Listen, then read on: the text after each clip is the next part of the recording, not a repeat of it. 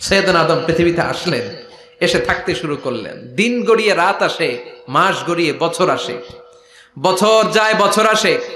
ঠিক 940 বছর পর মালাকুল মাউত আদম আলাইহিস সালামের কাছে আসলেন। বললেন, আনা মালাকুল মাউত উকিলা বিকুম, আপনাদের জন্য আল্লাহ আমাকে বানিয়েছে রূহ কবজ করতে। ও আদম, আবুল বাশার, পৃথিবীর প্রথম মানব, প্রথম নবী, আপনার সময় শেষ, রেডি হন। কি হন? খেলা শুরু হবে, এখনই রূহ কবজ করে নিয়ে যাব। সৈয়দনা আদম বলে, এখন আসছো কেন? আমার আরো 60 বছর বাকি আছে। মালাকুল মাউত বলে, না, আপনি রূহের জগতে আল্লাহর কাছে আপনার সন্তান দাউদকে কয় বছর দিয়েছিলেন? 60 বছর। এজন্য 940 বছর আপনার জন্য লেখা। আমি এখন আপনার রূহ কবজ করতে চাই। সৈয়দনা আদম বলে, আমি মানি না, আমি কাউরে দেই নাই। 60 বছর আমি দেই নাই, আমি আরো বাঁচবো, আমি আরো বাঁচবো, 60 বছর আমি বাঁচবো, আমি দেইতেই নাই। মিয়া যাও। মালাকুল মাউত আল্লাহর যে বলে, আল্লাহ দেয় নাই বলে, আসলে ভুলে গেছে। আসলে আফাতুল ইলমি আন-নিসিয়ান, মানুষ ভুলে যায়, মানুষ বড্ড ভুলে যায়। আমরা অনেক সময় খাইয়াও কই খাই নাই। অনেক কিছু আপনি দিছিলেন কিন্তু ভুলে যাই, গলার নিচ দিয়ে নামার পরে কই তুমি কিচ্ছু দেও নাই। আছে না নাই? নাসিয়া আদম ফানাসিয়া বানু, আদম আলাইহিস সালাম ভুলে গেছেন, তাই আমরাও ভুল করি, ঠিক কি না? এজন্য আমাদের নেতারাও বলে এটা দেব ওটা দেব, নির্বাচনের পর সব ভুলে যায়। আছে না নাই? ওই যে আদম আলাইহিস সালাম ভুলছে, আমরাও ভুলে যাই। ওনাদের দোষ কি? ভুলে যায়, বেমালুম ভুলে যায়। আল্লাহ বললেন, মালাকুল মাউত আর জোরাজুরি করো না। 940 নয়, ঠিক 1000 বছর পরে আদমের কাছে যাবা। আমি আমার আদমের ভাগ্যে এই জিনিসটাই রেখে দিয়েছিলাম রে মালাকুল মাউত। আমি আগ থেকে এটাই রেখেছি, আমি জানতাম সে ভুলে যাবে। চিল্লায় কোন সুবহানাল্লাহ। তার মানে পৃথিবীর সবচাইতে লম্বা মানুষ, 60 হাত লম্বা, এত শক্তিশালী আদম আলাইহিস সালাম শ্রীলঙ্কাতে প্রথম নেমেছিলেন। এক লাফ দিলে আধা মাইল চলে যাইতেন। সুবহানাল্লাহ। কি লম্বা মানুষ! আদম আলাইহিস সালাম চলে গেলেন। ওনার পরের নবী ইদ্রিস আলাইহিস সালাম, উনি মরে নাই। ইদ্রিস আলাইহিস সালাম মরছে, কে বলছে? উনিও মরেছেন। তবে ওনার মৃত্যুর আজীব এক ঘটনা আছে, অনেক লম্বা কথা। এক ফেরেশতার সাথে ওনার বন্ধুত্ব হয়েছিল। বলেছিলেন, আমি আকাশ দেখতে চাই, আল্লাহর কাছে অনুমতি চাই। আল্লাহ বলল, ঠিক আছে, ইদ্রিসকে আকাশে ঘুরাও। প্রথম আকাশে ঘুরলেন, দ্বিতীয় আকাশে ঘুরলেন, তৃতীয় আকাশে ঘুরলেন, চতুর্থ আকাশে ঘুরলেন। ইন দ্য মিন টাইম চতুর্থ আসমানে মালাকুল মাউত পৃথিবীর দিকে নেমে আসছিল। ওই ফেরেশতা বলে, মালাকুল মাউত আপনি কই যান? মালাকুল মাউত বলে, একটু আগে আল্লাহ ফরমান জারি করেছে, চতুর্থ আসমানে আমার নবী ইদ্রিসের রূহ কবজ করো। সুবহানাল্লাহ। আমি বললাম, আল্লাহ আপনার পাঠানো নবী সৈয়দনা ইদ্রিস থাকে দুনিয়ায়, চতুর্থ আসমানে পামু কই? আল্লাহ কয়, কথা নাই, দৌড় দে। আমি দৌড় দিলাম, এসে দেখি ইদ্রিস আলাইহিস সালাম এখানে রেডি। সুবহানাল্লাহ। ওয়া রাফা'নাহু মাকানান আলিয়্যা।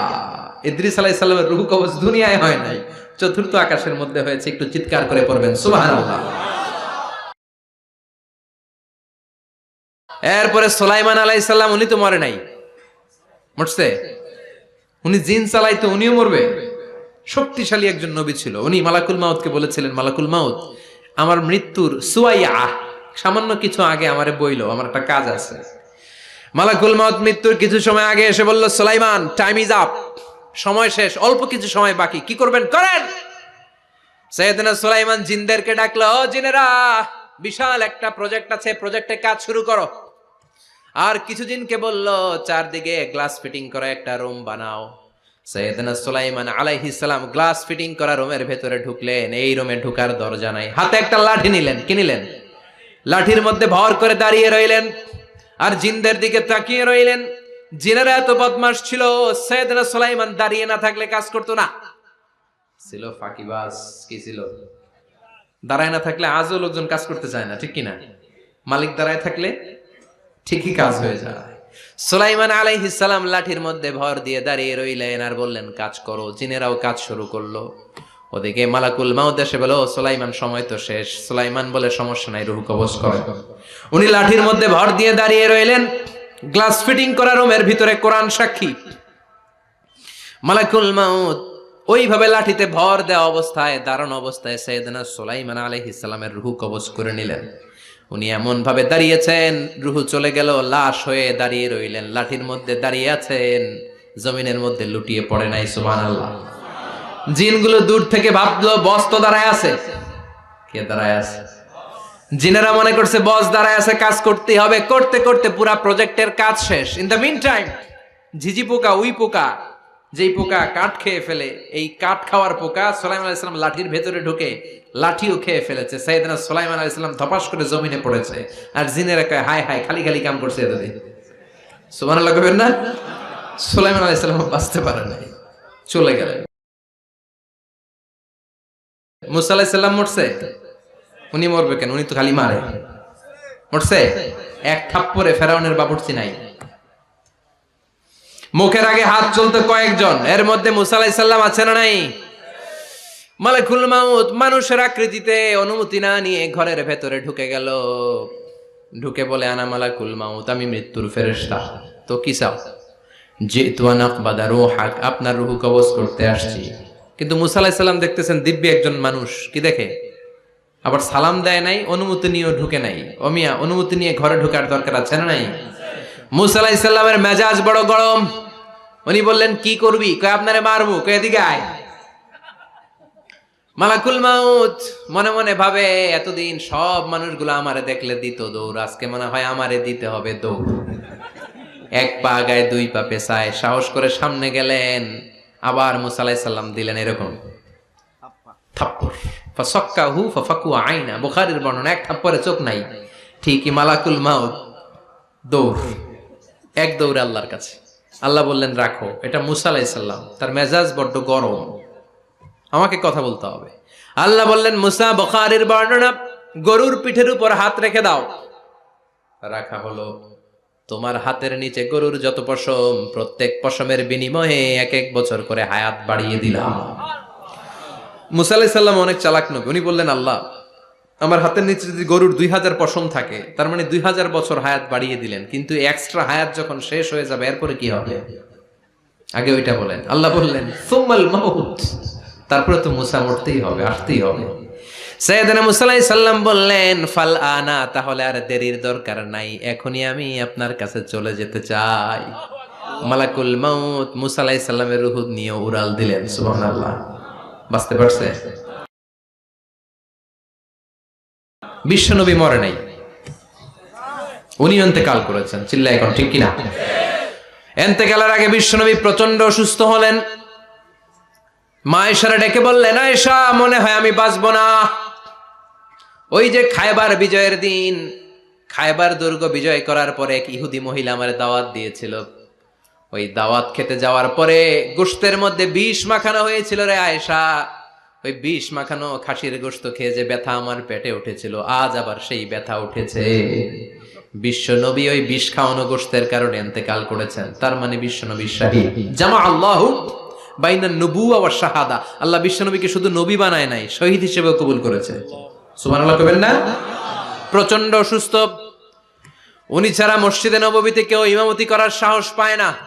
বিশ্বনবী বললেন আবু বকর তুমি যাও, আবু বকরও যায় না। বিশ্বনবী বললেন পানি আনো। বিশ্বনবী পানি দিয়ে ওযু করলেন। ওযু করে কয়েকজন সাহাবীকে ধরে উঠতে চাইলেন, আবার ধপাস করে বেহুশ হয়ে পড়ে যায়।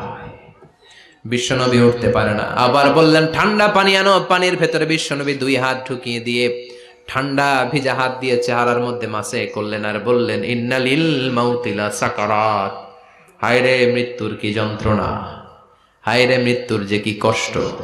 ও মিয়া, বিশ্বনবী যদি মৃত্যুর কষ্টে কাতরায়, আমাদের অবস্থা কি? আমাদের নসিবে কি আছে? আল্লাহ তুমি বাঁচাও, পড়ে না আমিন। বিশ্বনবী কাঁদছেন, সাহাবারা একের পর এক দেখতে আসে, কান্নার রোল পড়ে গেল চারদিকে। বিশ্বনবীর কলিজার টুকরা নয়নের পুটুলি সাইয়্যিদাতুনা ফাতিমা বিশ্বনবীর কান্না সহ্য করতে পারে না। বিশ্বনবীকে ধরে ফাতিমা, সাইয়্যিদাতুনা ফাতিমা বিলাপ করা শুরু করে দিলেন, চিৎকার দিয়ে কান্নাকাটি শুরু করে দিলেন আর বললেন ওয়া কুরবা আবা, ওয়া কুরবা আবা, হায় হায় আমার বাবার কি কষ্ট, আমার বাবার কি কষ্ট হচ্ছে। বিশ্বনবী বললেন ফাতেমা তুমি কেঁদো না, আমার কষ্ট আজকের পরে আর থাকবে না। আজকে তোর বাবার সব কষ্ট বন্ধ হয়ে যাবে। কি যেন কানে কানে বললেন, ফাতেমা আরো কেঁদে দিল। আবার কানে কানে কি যেন বললেন, ফাতেমা হেসে দিল। বিশ্বনবীর ইন্তেকালের অনেক পর মা আয়েশার কাছে ফাতেমা বললেন, আমি যখন প্রথমে কেঁদেছিলাম আব্বা বলেছিল আমি আর বাঁচব না রে ফাতেমা।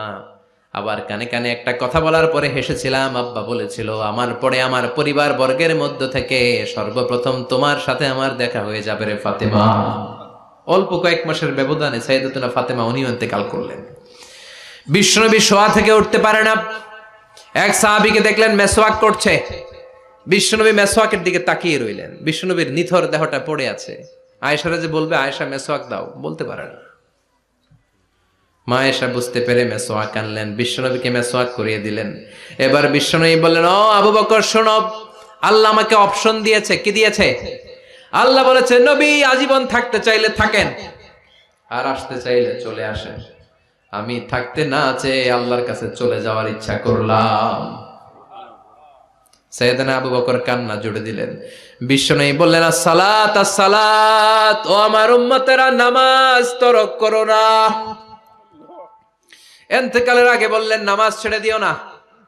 আর বললেন ওয়ামা মালাকাত আইমানুকুম, তোমাদের অধীনস্থ কর্মচারীদের সাথে খারাপ আচরণ করো না। ঘাম শুকানোর আগে পয়সা দিয়ে দিও। আর হাত দুটো উঁচু করে বললেন আল্লাহুম্মা ইলার রাফিকিল আলা, ও আল্লাহ আমি আপনার কাছে যেতে চাই। এই কথাটা বলে বিশ্বনবীর হাত দুইটা ধপাস করে জমিনে পড়ে গেল। বিশ্বনবীও চলে গেলেন। থাকতে পেরেছে কেউ? চিল্লায় বলেন। এজন্য আমরা আল্লাহর কাছে ঈমানি মৃত্যু চাই। কি মৃত্যু? আমরা উত্তম মৃত্যু চাই। চিল্লায় বলেন কি মৃত্যু? এজন্য মরণের আগে ঈমান নিয়ে মরার দরকার আছে না নাই? নিয়মিত ইউটিউব ভিডিও দেখতে সাবস্ক্রাইব করুন। নতুন নতুন ভিডিও পেতে ঘন্টা বাটনটি চাপুন।